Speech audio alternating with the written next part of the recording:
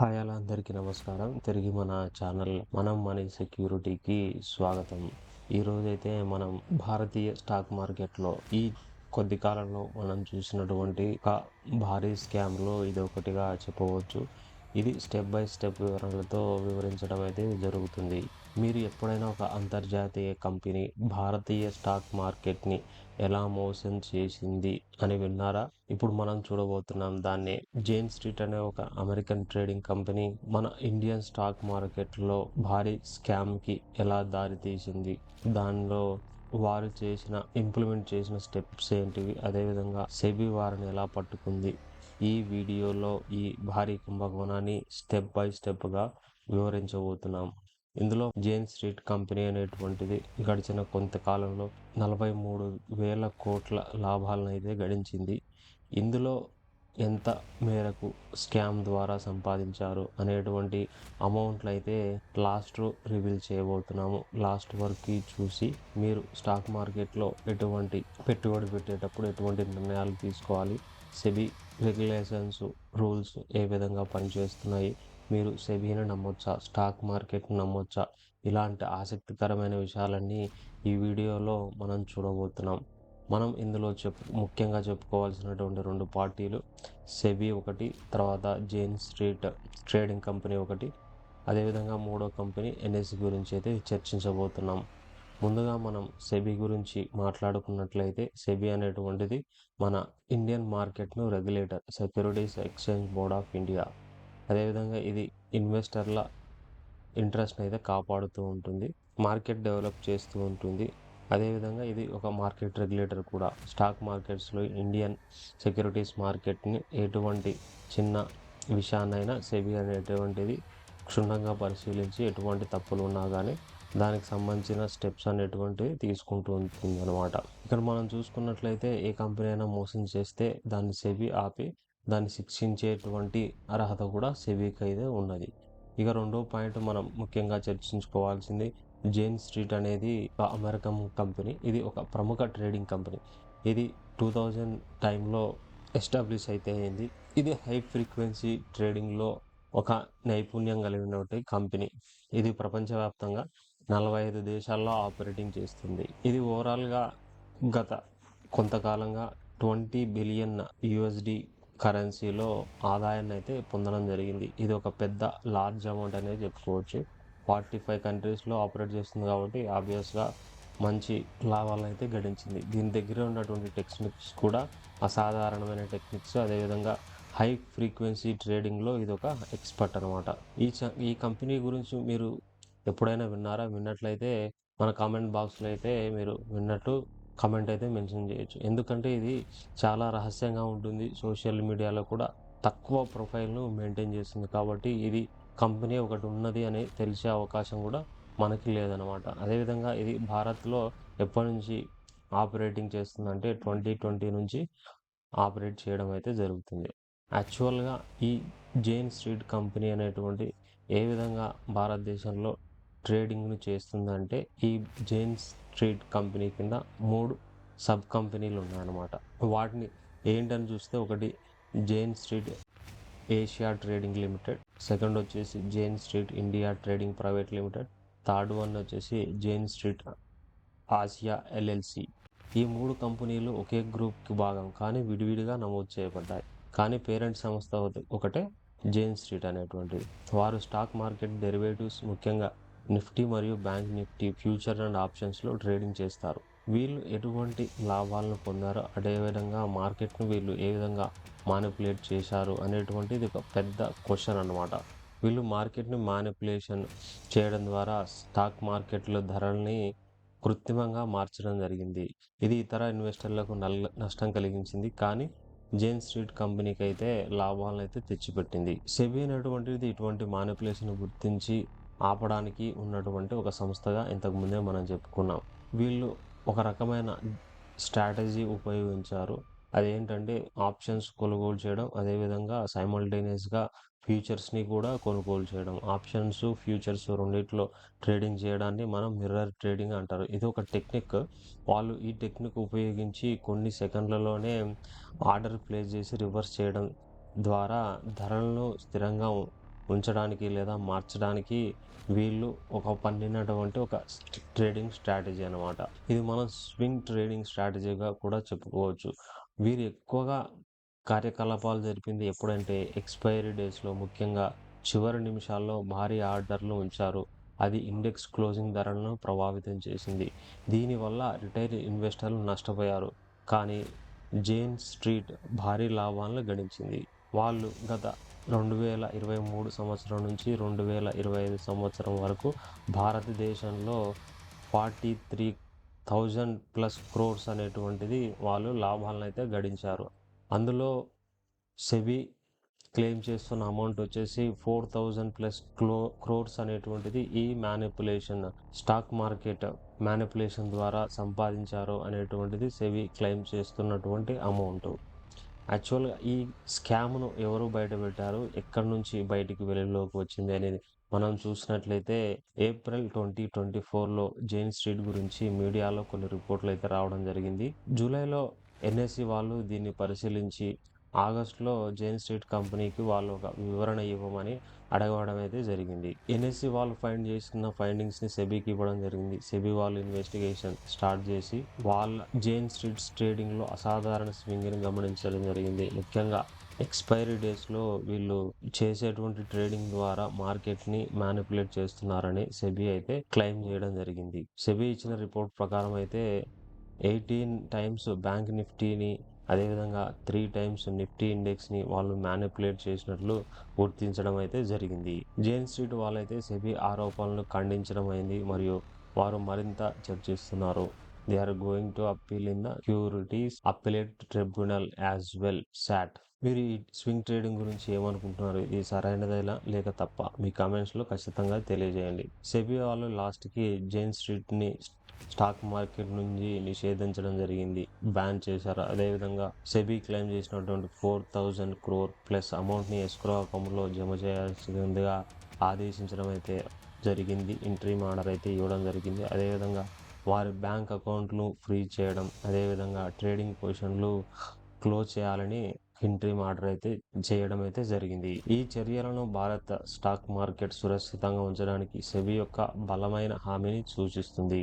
ఈ చర్యలు మార్కెట్ వోల్టాలిటీని తగ్గించవచ్చు, కానీ తాత్కాలికంగా మాత్రమే. రిటైల్ ఇన్వెస్టర్లు లక్ష్యాలు కల్పించడానికి సెబీ కొత్త నిర్ణయాలను ప్రవేశపెట్టింది. ఉదాహరణకు ఆప్షన్ ట్రేడింగ్‌లో ఎక్కువ లిమిట్స్ అయితే ఇవ్వడం. మార్కెట్ నిపుణులు సెబీ చర్యలను సమర్థిస్తున్నారు. కొంతమంది అయితే ఈ చర్యలను వ్యతిరేకించడం అయితే జరిగింది. సెబీ చర్యలు సరైనవని మీరు భావిస్తే సరైనవే అని కామెంట్‌లో తెలపండి. సరైన చర్యలు కాకపోతే నో అని కామెంట్‌లో. ఈ మ్యానిపులేషన్ ఏ విధంగా జరిగింది? అసలు ఒక స్టెప్ బై స్టెప్‌గా వివరించడం అయితే జరుగుతుంది. సెబీ క్లెయిమ్ చేసేది ఏంటంటే ఇండియన్ స్టాక్ మార్కెట్‌లో హై ఫ్రీక్వెన్సీ ట్రేడింగ్ ద్వారా మ్యానిపులేషన్ చేశారు అనేటువంటి ఒక ఆరోపణ అయితే ఉంది. దాంట్లో 4,000 క్రోర్స్ ప్లస్ లాభాన్ని వాళ్ళు ఎస్క్రో అకౌంట్‌లో జమ చేశామని ఆదేశించబడ్డారు మరియు మార్కెట్ నుండి నిషేధించబడ్డారు. ఇంకా ఈ కేసు అనేటువంటిది దర్యాప్తులోనే ఉంది. ఫైనల్‌గా అయితే ఎటువంటి కంక్లూజన్ ఎవరు ఇవ్వలేదు. బట్ ఇది అంతా మాత్రం మనం ఒక ప్రిలిమినరీ ఇన్ఫర్మేషన్ బేస్ చేసుకున్న దాని ప్రకారం చెప్పడం అయితే జరుగుతుంది. ఈ సంఘటన భారత మార్కెట్‌లోని నియంత్రణ యొక్క ప్రాముఖ్యతను మరియు రిటైల్ ఇన్వెస్టర్ల రక్షణ గురించి అయితే చర్చలను రేకెత్తించింది. సెబీ అయితే మనకు తెలిసిన దాని ప్రకారం కరెక్ట్‌గా ప్రొసీజర్ ఫాలో అవుతుందని మనం ఎక్స్పెక్ట్ చేస్తున్నాం. So we support our SEBI, our Indian financial system. మీరు ఈ విషయాలపై ఏమనుకుంటున్నారు?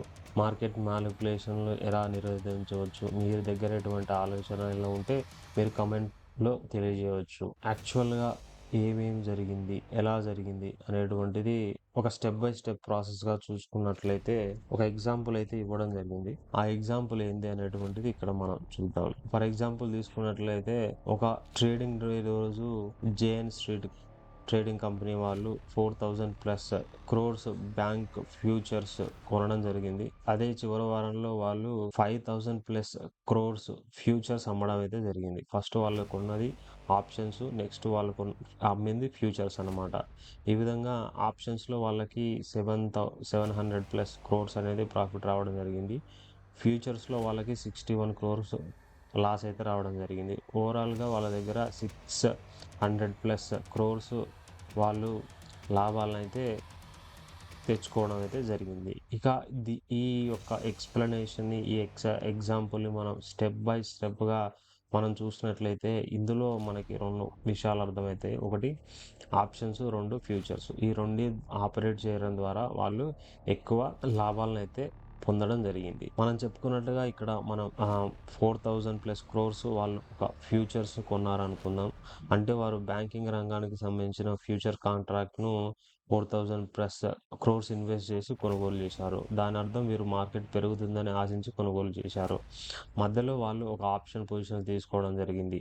Either it's a call or put. కొన్ని పొజిషన్ తీసుకున్నారు. వీటిలో కొన్ని లాభాల్లో, కొన్ని నష్టాల్లో ముగియడం జరిగింది. చివరికి వాళ్ళు 5000 క్రోర్ ప్లస్ ఫ్యూచర్స్ అమ్మడం అయితే జరిగింది.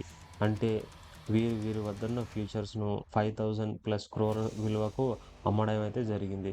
దీని అర్థం వీరు మార్కెట్ తగ్గుతుందని భావించడం జరిగింది. లేదా లాభాన్ని బుక్ చేసుకోవాలని అమ్మడం అయితే జరిగింది. వీరు మొత్తానిగా చూసుకున్నట్లే ఆప్షన్స్ ద్వారా 700 క్రోర్స్ అయితే లాభం తీసుకోవడం జరిగింది. ఫ్యూచర్స్ ద్వారా 61 క్రోర్స్ అయితే నష్టపోవడం జరిగింది.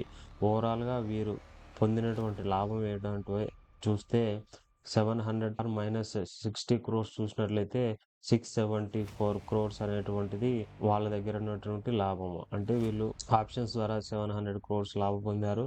ఫ్యూచర్స్‌లో 60 క్రోర్స్ నష్టపోయారు. ఇక్కడ మనం దీన్ని ఇంకా బ్రేక్ డౌన్ చేసినట్లయితే డే 1లో వాళ్ళు 4000+ క్రోర్స్‌కి బ్యాంక్ ఫ్యూచర్స్ కొనుగోలు చేశారు. During that same week option ట్రేడింగ్‌లో వాళ్ళు 700 క్రోర్స్ లాభాన్ని పొందడం జరిగింది. ఎండ్ ఆఫ్ వీక్‌లో వాళ్ళు చేసింది లాస్ట్‌కి ఏంటంటే 5000 క్రోర్స్ వర్త్ ఫ్యూచర్స్‌ను అమ్మడం అయితే జరిగింది. దీని ద్వారా వాళ్ళు ఫ్యూచర్స్‌లో 61 క్రోర్స్ నష్టపోవడం అయితే జరిగింది. ఆప్షన్స్‌లో వాళ్ళ దగ్గర ఉన్న లాభం అయితే 700 క్రోర్స్. ఫ్యూచర్‌లో వాళ్ళు గెయిన్ చేసిన నష్టం అయితే 60 క్రోర్స్. ఓవరాల్‌గా చూసుకున్నట్లయితే 700 క్రోర్స్ పాజిటివ్‌గా ఉంది. 60 క్రోర్స్ నెగెటివ్‌గా ఉంది. ఓవరాల్‌గా వారి దగ్గర పాజిటివ్ 600 క్రోర్స్ అయితే లాభంగా మిగిలి ఉంది. ఇంకా సింపుల్‌గా చెప్పాలంటే వీరు మొదట ఫ్యూచర్స్‌ను కొనుగోలు చేసి ఆప్షన్స్‌లో కూడా ట్రేడింగ్ అయితే చేయడం జరిగింది. చివరికి ఫ్యూచర్స్‌ను అమ్మేసి ఆప్షన్ లాభాలను కలిపి ఫ్యూచర్ నష్టాన్ని తీసివేయగా వారి దగ్గర 600 కోట్ల నెట్ లాభం అయితే మిగిలి ఉంది. ఇది ఎలా సాధ్యమైంది అనేది మనకందరికీ ఒక మైండ్‌లో ఉండవచ్చు. వీరు మార్కెట్‌లో 2 వైపులా ఫ్యూచర్స్ అండ్ ఆప్షన్స్ ట్రేడింగ్ చేయడం వల్ల ఒక దానిలో నష్టం వచ్చినా మరొక దానిలో ఎక్కువ లాభం రావడం వల్ల మొత్తం లాభంగా మిగిలింది. దీన్నే మనం చెప్పాలంటే సింపుల్ టర్మ్‌లో హెడ్జింగ్ లేదా ఆర్బిట్రేజ్ స్ట్రాటజీ అనేటువంటిది ఇక్కడ ఉపయోగించడం అయితే జరిగింది. ఈ ట్రేడింగ్ స్ట్రాటజీ ఏంటి అని చూస్తే మనం ఈ ట్రేడింగ్ ఒక అనైతిక వ్యూహం అని సెబీ అయితే అభిప్రాయడం జరిగింది. వారు 2 ఎక్స్‌ట్రీమ్ పద్ధతులు తీసుకున్నారు. ఒకటి ఉదయం మార్కెట్‌ని పైకి లాగడం, మధ్యలో అమ్మేసి క్రష్ చేయడం. అంటే బయ్యింగ్ ఫ్యూచర్స్ చేయడం వల్ల మార్కెట్ అనేటువంటిది పైకి తీసుకెళ్లారు. అదేవిధంగా మధ్యలో సెల్లింగ్ ఫ్యూచర్స్ అనేది చేయడం వల్ల మార్కెట్‌ని క్రష్ చేయడం జరిగింది. ఇంతలో ఆప్షన్ పొజిషన్స్ అవ్వడం వల్ల బంపర్ లాభాల్లో వెళ్ళడం అయితే జరిగింది. ఈ తప్పు ఎందుకు జరిగిందని మనం చూస్తే సాధారణంగా మార్కెట్ మూవ్‌మెంట్‌ను మ్యానిప్యులేట్ చేయడం ద్వారా ప్రాఫిట్ చేసుకోవడం. వీరు market to market prices options expiry లెవెల్స్‌ను డెస్ట్రాయ్ చేస్తూ మిలియన్స్ ఆఫ్ రిటైల్ ట్రేడర్స్‌కి నష్టం కలిగించారు. ఈ ట్రేడ్ స్వతంత్రంగా ఉండకపోవడం, ఎగ్జిక్యూషన్ కూడా ఒక పద్ధతిలో జరగడం సెబీకి అనుమానాన్ని అయితే కలిగించింది. ఈ ట్రేడింగ్ యాక్టివిటీ సెబీకి ప్యాటర్న్ ఆఫ్ మ్యానిప్యులేషన్‌గా కనిపించింది. అందుకే జేన్ స్ట్రీట్‌పై ఇంటరిమ్ కాషన్ కింద 4000+ క్రోర్స్ రెగ్యులేటరీ ఫ్రీజ్ చేయడం అయితే జరిగింది. ఇది పూర్తిగా ఎవిడెన్స్ ఆధారంగా సెబీ ఇంటరిమ్ ఆర్డర్‌లో భాగంగా వచ్చినటువంటి కథనాలను బేస్ చేసుకొని అయితే చెప్పడం అయితే జరిగింది. సో, ఫైనల్‌గా మనం చెప్పేది ఒకటే. మార్కెట్ అనేటువంటిది ఎప్పుడు వోల్టిలిటీగా ఉంటుంది. ఇలాంటి స్కాములు అనేటువంటివి మనకి ఎప్పుడు స్టాక్ మార్కెట్‌లో జరుగుతూనే ఉంటాయి. వాటిని నియంత్రించడానికి మన దగ్గర సెబీ అయితే పటిష్టమైనటువంటి ఒక ఫ్రేమ్‌వర్క్ అయితే సెబీ దగ్గర ఉంది. ఇప్పుడు చూసినట్లయితే ఈ కంపెనీ పైన నిషేధం విధించడం జరిగింది. అమౌంట్‌నైతే ఫ్రీజ్ చేయడం జరిగింది. ఆర్‌బీఐకి కూడా సూచనలు పాస్ చేయడం జరిగింది.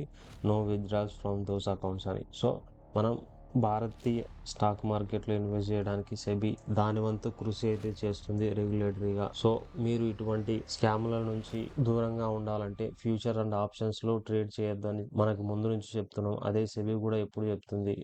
ఫ్యూచర్ అండ్ ఆప్షన్స్‌లో very risky compare to equity market. మీరు ఇన్వెస్ట్ చేయాలనుకుంటే ఈక్విటీస్లో ఇన్వెస్ట్ చేయండి, అదేవిధంగా మ్యూచువల్ ఫండ్స్లో ఇన్వెస్ట్ చేయండి, అదేవిధంగా ఈటీఎఫ్లో ఇన్వెస్ట్ చేయండి. బెస్ట్ ఆప్షన్ వచ్చేసి mutual fund SIP, systematic investment plan. అదేవిధంగా దానికంటే బెటర్ వచ్చేసి మనకు ఈటీఎఫ్ ఇన్వెస్ట్మెంట్స్ ఇన్ సిప్స్.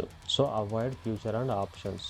ఇది ఈ ఎక్స్ప్లెనేషన్ మీకు నచ్చినట్టయితే, ఈ వీడియో మీకు నచ్చినట్టయితే, మీకు ఈ వీడియో మీ భవిష్యత్తులో ఉపయోగపడాలి అని ఆలోచించుకున్నట్లయితే ఈ వీడియోని అయితే లైక్ చేయడం, షేర్ చేయడం, అదేవిధంగా మన ఛానల్ అయితే సబ్స్క్రైబ్ చేసి బెల్ ఐకాన్ని నొక్కడం అయితే మర్చిపోవద్దు. Thank you for your time and thank you for watching. Stay invested, stay aware, stay secure. Thank you once again.